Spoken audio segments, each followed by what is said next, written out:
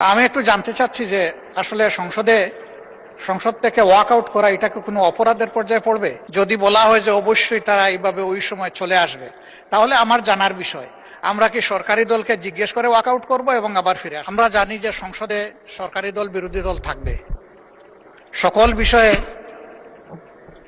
একমত হব এটা স্বাভাবিক না। আমরা যেটা যৌক্তিক মনে করব সেটাতে আমরা আগেই বলেছি আমরা একমত হব, সহযোগিতাও করব। যেটা আমাদের যুক্তিতে ধরবে না এটার আমরা বিরোধিতা করবো, এটা আমাদের দায়িত্ব এবং অধিকার। তা আমি একটু জানতে চাচ্ছি যে আসলে সংসদ থেকে ওয়াক আউট করা এটা কি কোনো অপরাধের পর্যায়ে পড়বে?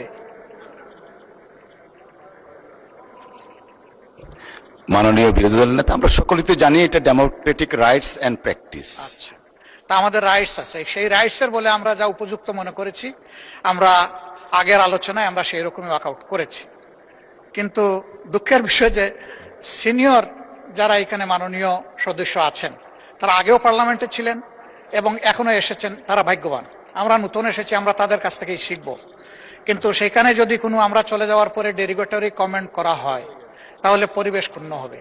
যদি বলা হয় যে অবশ্যই তারা এইভাবে ওই সময় চলে আসবে, তাহলে আমার জানার বিষয়, আমরা কি সরকারি দলকে জিজ্ঞেস করে ওয়াক আউট করবো এবং আবার ফিরে আসবো কিনা?